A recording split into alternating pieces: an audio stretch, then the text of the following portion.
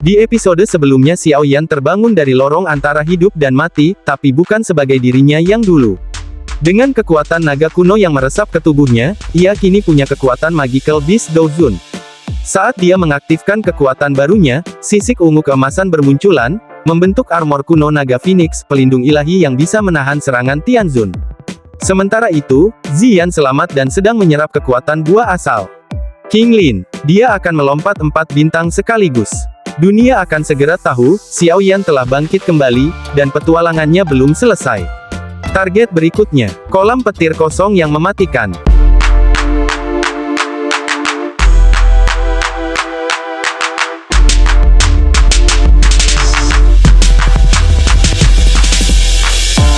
Langit perak membentang tanpa batas, dihiasi kilatan petir yang menggeliat liar seperti naga mengamuk. Guntur memekakkan telinga tak pernah berhenti, bergema tanpa henti dalam ruang kosong ini, sebuah dunia asing yang seolah hanya diciptakan untuk ujian dan kekuatan. Di tengah kolam petir yang menderu, sosok muda duduk tegak. Xiao Yan. Di sekelilingnya, 11 boneka berdiri kaku membentuk formasi melingkar, tubuh mereka diselimuti oleh badai petir yang ganas. Petir seukuran lengan menghantam mereka tiada henti, namun tak satu pun dari mereka bergeming. Justru, tubuh mereka bersinar semakin terang, seolah menelan kekuatan surgawi. Hari-hari berlalu bagai bayangan, setengah bulan terlewati dalam sekejap. Di tengah badai, Xiao Yan tetap tak bergerak. Jiwanya terbenam dalam meditasi, pikirannya tenang seperti danau tak beriak. Energi kolam petir yang liar dan brutal, yang mampu meluluhlantakkan Douzun biasa, mengalir lembut ke dalam tubuhnya. Mantra api, warisan uniknya, memurnikan kekuatan petir menjadi Douqi jinak dan kuat. Energi di dalam dirinya melonjak. Setelah sebelumnya melompati 2 bintang sekaligus berkat Dong Chilling Flame dan darah esensi naga kuno, kini ia sudah berada di puncak Douzun bintang 4. Energi naga dan kekuatan murni yang diberikan Ziyan telah memicu titik balik. Batas bintang 5 hanya sejengkal lagi. Namun, takdir jarang berjalan lurus. Sebuah retakan muncul di dada salah satu wayang langit. Kilau emas gelap menyebar dari celah itu, dan kilau perak samar terlihat di dalamnya. Xiao Yan mengerutkan kening. Sudah mencapai batasnya, gumamnya pelan. Boneka yang dulu dibangunnya dari tulang ahli Douzun tingkat 7 dan 8 kini tak bisa lagi berkembang. Meskipun kini setara Douzun bintang 5, bahan dasarnya membatasi pertumbuhan lebih lanjut. Dengan penyesalan, Xiao Yan menyimpan wayang langit itu dalam cincin penyimpanan. Pandangan matanya lalu beralih ke 10 boneka lainnya, boneka setan bumi. Bintik-bintik emas perlahan mulai muncul di tubuh perak mereka. Ini pertanda, mereka tengah berevolusi.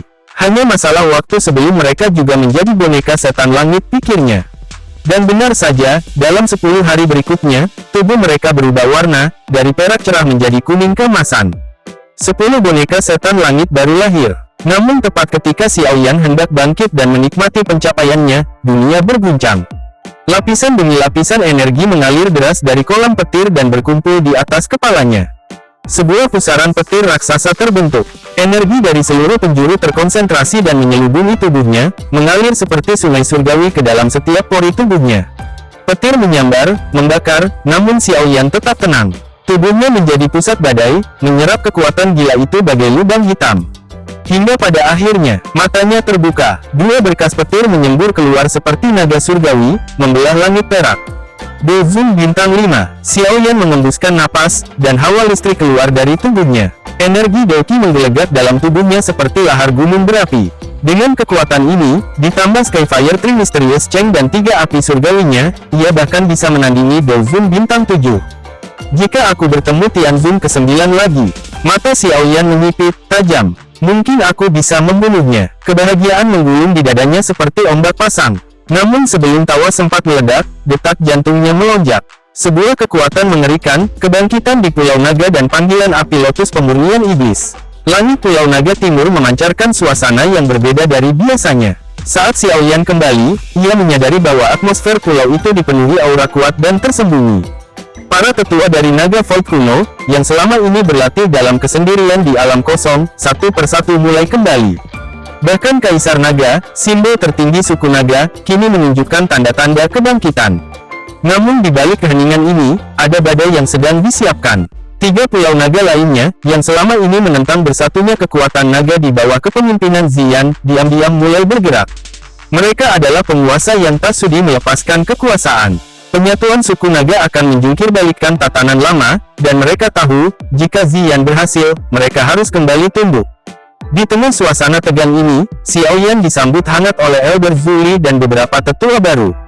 Tetapi kejutan sesungguhnya muncul saat sosok gadis berambut hijau, King Lin, tiba-tiba muncul di hadapannya.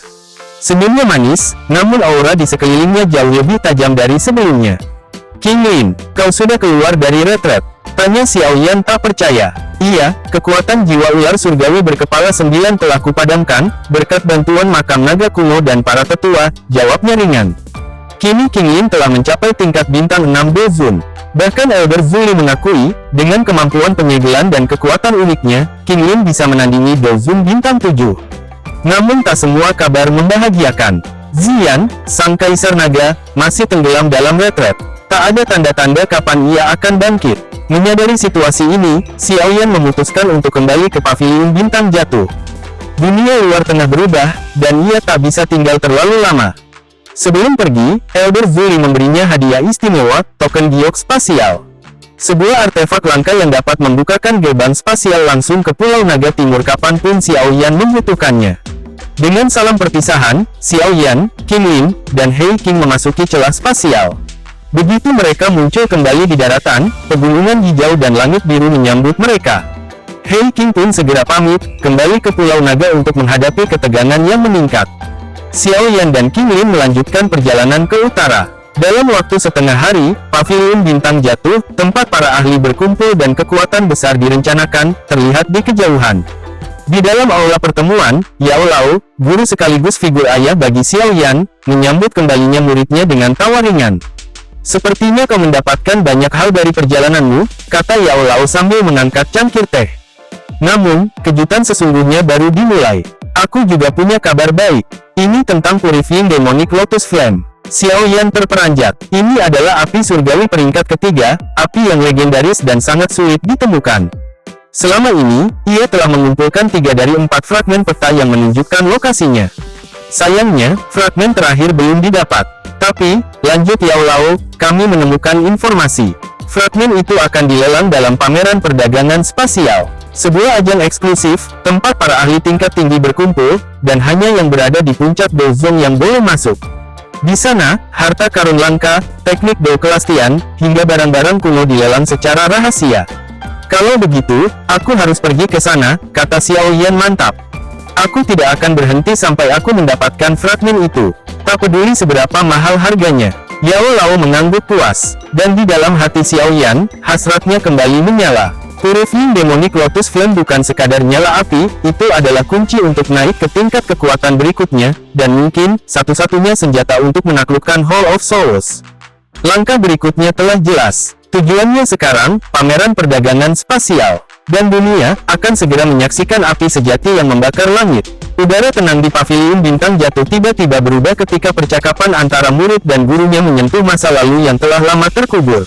Xiao Yan memandang Yao Lao dengan keterkejutan yang sulit disembunyikan. Ditinggalkan, suara Xiao Yan lirih, namun mengandung nada tidak percaya. Bagaimana mungkin seorang ahli pemurnian pil sekelas Yao Lao, yang kehebatannya hampir tak tertandingi di seluruh benua Doqi, pernah dianggap tidak berguna oleh klannya sendiri? Yao Lao tersenyum pahit. Itu karena garis keturunan Doqi. Nada suaranya tenang, namun getir. Ia mulai membuka lembaran masa lalunya, tentang bagaimana di dalam klan Yao yang agung, kekuatan dan status seseorang ditentukan oleh seberapa kuat garis keturunan Doqi yang mereka warisi. Bagi Yao Lao, darah Doqi yang mengalir di tubuhnya begitu tipis, nyaris tak berarti. Akhirnya, dia dikeluarkan dari klan setelah gagal menjalankan sebuah misi penting. Diusir, namun tidak dikalahkan, Yao Lao mengembara sendirian di dataran tengah. Ia mengasah keahliannya selama hampir 1 abad, hingga menjadi sosok yang ditakuti dan dihormati oleh banyak pihak. Meski hatinya sempat berharap klan Yao akan memanggilnya kembali, waktu perlahan memadamkan api harapan itu. Aku adalah Yao Chen, tapi bukan Yao dari klan Yao, bisiknya lirih. Matanya memandang ke kejauhan, seolah melihat kembali tahun-tahun pengasingannya. Xiao Yan terdiam. Perasaan hormatnya pada gurunya semakin dalam, dan juga ketidaksukaannya terhadap klan yang begitu angkuh menilai orang dari garis keturunan. Namun, Yao Lao menepis percakapan itu dengan tawa ringan. Topik utama segera bergeser pada kekuatan besar lain di dunia ini, 8 klan kuno. Salah satunya, klan Yan, dikenal sebagai penjaga 4 jenis api surgawi, 2 di antaranya bahkan termasuk dalam 10 besar dunia. Selain klan Yao juga memiliki 2 jenis api surgawi, ujar Yao Lao. Namun jangan berpikir untuk mengambilnya. Api itu tersegel dengan warisan berusia ribuan tahun, jauh lebih kuat dari 9 naga api petir. Xiao Yan hanya bisa tersenyum pahit. Bahkan jika ia menginginkan api-api itu, kekuatannya belum cukup. Musuh seperti Hall of Souls saja sudah cukup menyulitkan. Menambah lawan sekelas klan kuno, itu bukanlah langkah bijak. Namun, ada satu perjalanan penting menantinya. Yao Lao mengeluarkan sebuah undangan giok hitam dari dalam cincin penyimpanannya. Cahaya misterius berpendar lembut dari permukaannya yang diukir dengan simbol-simbol purba. Ini adalah undangan dari klan Gu, kata Yao Lao dengan hikmat. Dalam waktu 1 bulan, mereka akan mengadakan upacara kedewasaan, sebuah peristiwa penting yang hanya diikuti oleh generasi muda terkuat mereka. Sun Er akan ada di sana. Nama itu menghantam jantung Xiao Yan seperti guntur di siang bolong. Sun Er, gadis yang telah lama memenuhi ruang hatinya. Seseorang yang telah bersamanya sejak kecil, namun kini berdiri di puncak dunia, ahli muda paling menonjol dari klan Gu, dengan darah Doudi paling murni di seluruh garis keturunan mereka. Aku tidak bisa pergi ke sana sendiri karena statusku saat ini terlalu penting bagi pavilion bintang jatuh, jelas Yao Lao. Tapi kamu harus pergi sebagai perwakilanku. Dengan tangan bergetar, Xiao Yan menerima undangan itu. Sentuhan giok yang hangat menyebar ke seluruh tubuhnya, seolah memperkuat niatnya. Guru, aku tidak akan mengecewakanmu, ucapnya mantap, matanya membara dengan tekad yang tak tergoyahkan. Yao Lao tertawa puas dan menepuk bahunya. Namun dia juga mengingatkan, Sun Er memiliki status tinggi. Jalannya tidak akan mudah bagimu. Tapi jika kau benar-benar berniat bersamanya, buktikan. Xiao Yan mengangguk. Di benaknya, suara dan senyum Sun Er menggema, seperti cahaya yang menuntunnya dalam kegelapan. Sebelum berangkat ke alam Gu, Yao Lao menyarankan agar ia membawa 2 sekutunya, Tianhuo Zunze, yang kini telah memulihkan kekuatan hingga ke tingkat bintang 6 Dozun, dan dokter peri kecil, yang tengah menyempurnakan kendali atas tubuh racunnya. Aku telah mengirimnya ke makam tua tempat asal metode pil racun itu, jelas Yao Lao. Di sanalah ia akan mendapatkan metode untuk sepenuhnya mengendalikan tubuh racunnya. Orang yang menciptakan metode itu pun, adalah pemilik tubuh racun yang menyedihkan, namun nasibnya tidak seberuntung dokter peri kecil. Xiao Yan mendengarkan dalam diam. Semua itu semakin menegaskan bahwa waktunya telah tiba. Perjalanan panjang dan berat menunggunya di alam Gu, dan dia harus siap menghadapi segala tantangan, demi gurunya, demi kehormatannya, dan demi satu nama yang telah mengakar dalam jiwanya. Tangannya mencengkeram undangan giok. Sun Er, aku pernah berkata, saat kita bertemu lagi, itu akan terjadi di klan Gu. Tunggu aku.